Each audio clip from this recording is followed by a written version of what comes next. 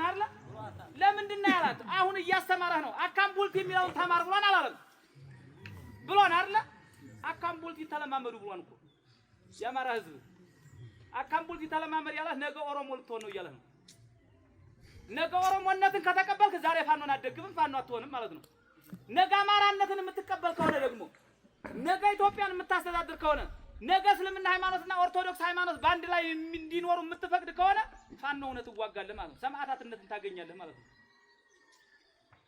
በዚህ ልክ አብይ አህመድ እየሰራብን ነው እሬቻ ባህል ታውቁታላችሁ አይደል ቅቤ መቀባት ነው ዛሬ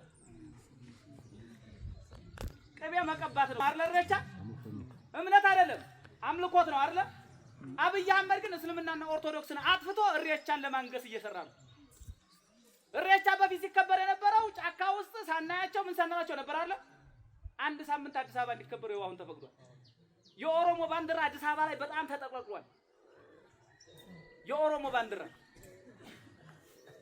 ቅቤ መቀባት አዲስ አበባ ላይ ሊጀመር ነው መስቀል እንዳይከበር ብሎ አረንጓዴ ቢጫ ቀይ ባንዲራ እንዳይወጣ ብሎ ከልክሎ የኦሮሚያ ባንዲራ ግን አዲስ አበባ ተውለብልቧል መስቀል አደባባይ ተረኝነቱን እያሳየህ ነው ነገ ጣፍ ወንድ ለወንድ ያጋባን ምልክ ከዚህ ተነስቼ ነው ነገ ሌላ ስራ አለ የአብይ አህመድ ፕሮጀክት አለው ሌላ ዳቆን ዳንኤል ክብረት ምን አለው ቤተክርስቲያን እያፈረሰብን ነበር አይደል 360 ቤተክርስቲያን ፈርሷን አብይ አህመድ ከመጣ ቤተክርስቲያንን አታፈርሳለው እና ምን ይሻላል አለው ቤተክርስቲያንን ብታፈርሳት ምእመኑ ቤተክርስቲያንን ያሰራታል የበለጠ አድርጎ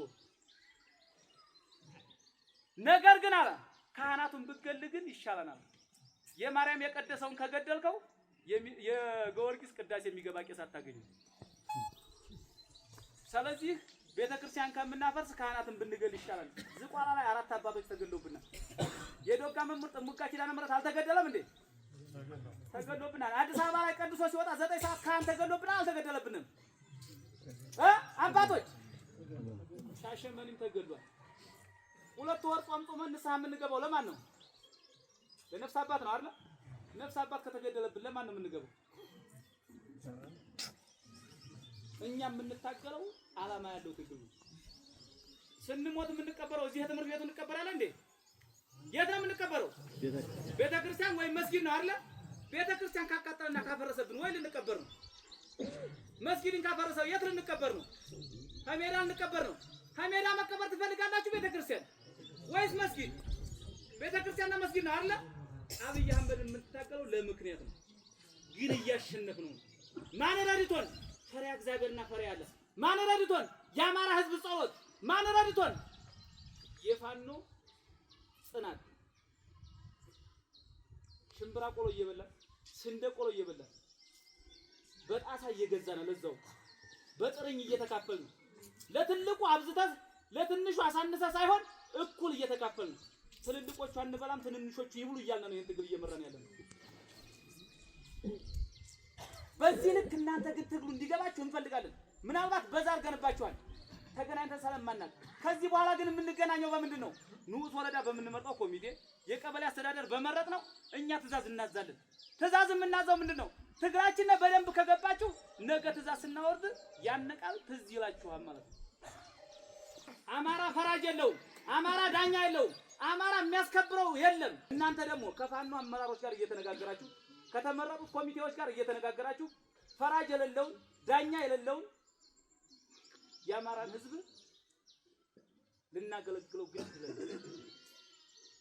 ችግሯን መጥታ መንገድ ለማትችለው እናታችን ሲቪል መዋቅሩን ስናደራጅ ማንነን ነው የምናደራጀው ህዝብ የመረጠው ነው ስለዚህ መሪ የምንመርጠው ከዚህ ከህዝቡ ውስጥ በመታውቀው መክፈል የምን ያክል ለትግሉ ወሳኝ እንደሆነ ለአብይ አህመድ ለኛ ደግሞ ምን አይነት ኪሳራ እንደሚያመጣ የአማራ ህዝብ አገናዝበህ እንድትሄድ ነው አብይ አህመድ ብር ካላገኘ ሚኒሻ መቀለብ አይችልም ግብር ካላስከፈለ ፖሊስ መያዝ አይችልም ግብር ካላስከፈለ ብልጽግናን ማስተዳደር አይችልም አቅም የለውም ውጭ ሀገር ተበድሮ ጨርሷል ቴሌንም ሽጦታል አባይ ግድብንም ሽጦታል አብይ አህመድ አዲስ አበባ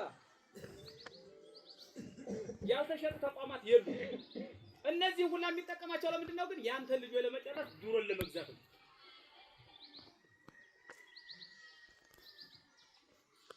በዚህ ልክ ኢኮኖሚውን እያደቀቀበት አብይ አህመድ ዜሮ ሆኖ በውጭ በአረብ ኤሚሬትስ አጋጅነት ዱረን እያስመጣኛን እየጨፈጨፈን ይገኛል። ከባድ መሳሪያ እያመጣ እየመታን ይገኛል። 44 መሳሪያ ቢተኩስ ግን ፈሪያ እግዚአብሔርና ፈሪያ አላህን ይዘን አብይ አህመድን እናንበረክከዋለን። አብይ አህመድን ታንኩንም መድፉንም ቢይዘው እኛ ግን ታንካችንም መድፋችንም ዱረናችንም ህዝባችንን ነው የአማራን ህዝብ ይዘን የምንታገለው። ይሄ ህዝብ ደግሞ ፊቱን እንዳያዞርብና ቀጥ ብለን ይዘናቸው የምንሄዳቸው መስመሮች ደግሞ የሚመክረን ማለት ይሄ ህዝብ ነው። አማራ ህዝብ ግን በውሉ በቅጡ በቁመቱ በወርዱ እንዲረዳና የምንፈልገው ነገር ምንድነው?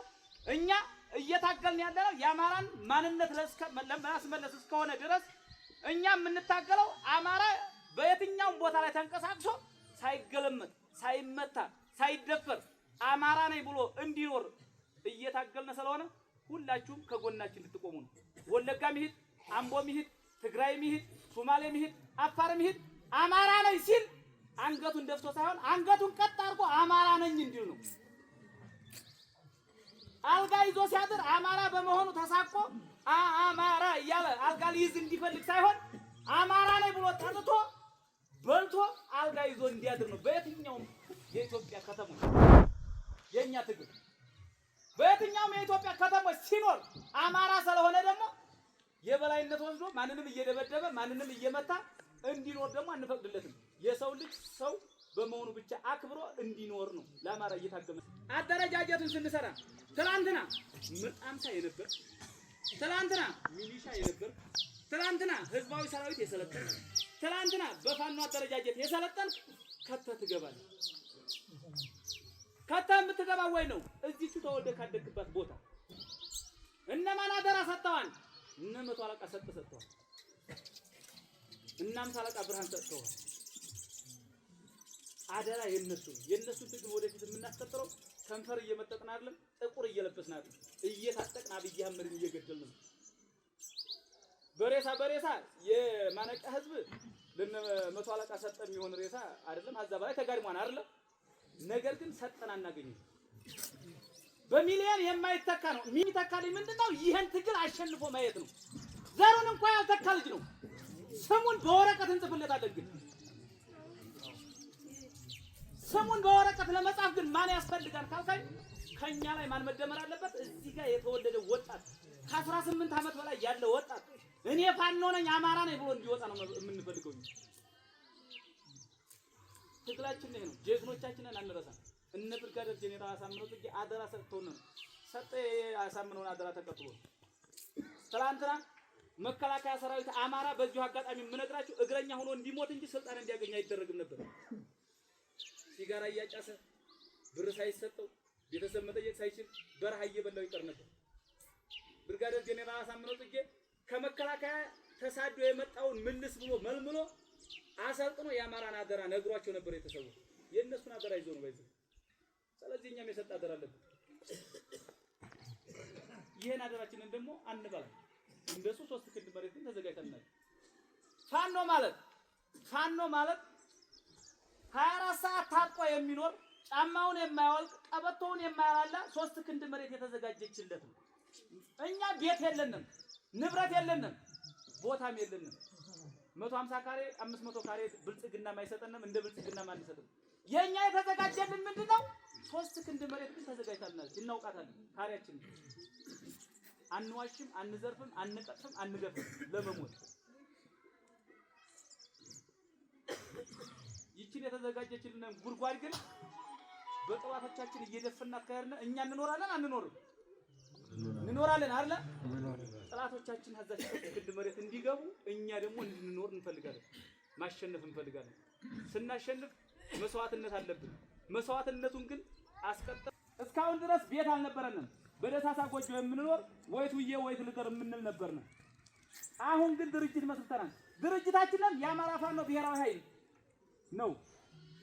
ይሄ ድርጅት የምንሞትበት፣ የምንከሰስበት፣ የምንፈርድበት፣ የሚፈረድበት ድርጅት ነው። በዚህ ድርጅት ደግሞ በብልጽግና ስርዓት አገልጋይ ላይ እናስተምራለን። ግዳን ወረዳ ላይ የተሰራውን ታውቁታላችሁ። 60 ምርኮኛ ብልጽግና ሚሊሻ፣ ፖሊስ፣ የስራ አስኪያጅ ምናምን ወደ 60 ምናምን አለ። ወደ 60 ምናምን ደግሞ የሞታል። መከላከያ ሰራዊት ምንድን ነው ያደረጋቸው? ጥሏቸው ነው የሸሸው። የወልዲያን አመራር ነገ ጥሎት ይሸሻል። አሁን ቤተሰባችሁን የምትመክሩት የብልጽግና ቤተሰብ ይሆን የፋኖ እናት አባት የግራው ልጅ እያለ ስታለቅስ አንተ ምንድን ነው የምትለው? ተው ብዬ ነበረ ነው። ሌላ ብለህ አታለቅስም። ተው ብዬ ነበረ ከማለቱ በፊት ግን ተው በለው፣ ምከረው፣ ይምጣ። እኛ አባቶቻችን ልጆች ነን። የሃይማኖት አባቶችን ይዛችሁ፣ የሰላም ኮሚቴን ይዛችሁ፣ ሸሆችን ይዛችሁ ልጃችንን አስወጥተናል መጥተናል እንዴት ታረጉልን ካላችሁ አማራን መግደል አንፈልግም። እኛ አማራን ማስተማር ነው የምንፈልገው። ንገሯቸው በዚህ ልክ። ነገር ግን ነገ ወልዲያ ስንገባ፣ ኮምቦልቻ ስንገባ፣ ደሴ ስንገባ የብልጽግና አመራር የነበረ አማራ ወይ ድሮ ነው የሚሸሸገው አምቦ እንጀራ ስጡኝ ብሎ እንኳን መብላት ከማይችልበት ሀገር ማለት ነው። ውሃ ጠምቶኛ ብሎ መናገር ከማይችልበት ማለት ነው። ሕክምና መታከም አሳክሙኝ ብሎ መናገር ከማይችልበት ማለት ነው። በአማርኛ መግባባት ከማይችልበት ማን ጋር ነው መግባባት ያለበት? አማራ ጋር ነው አይደል? ወንድሞቹ ጋር እንድግባባ፣ ወንድሞቹ ጋር እንዲታረቅ ይሄን ትግል አንድ ሆነን እንድንገለብጦ ማድረግ ነው። አሁንም ትምህርታችን አለቃችን ዋርካው ምሬ ወዳጆ ያዘዘውም ይሄን ነው። የተማረኩ ምርኮኛ እንዳታሰቃዩ፣ እጅ ሰጥተው የሚመጡ ካሉ ተቀበሉ፣ ባንክ እንዳዘርፉ፣ ቤት እንዳታንኳኩ፣ መኪና እየያዛችሁ እየቀረጣችሁ እንዳታስቸግሩ። ይሄን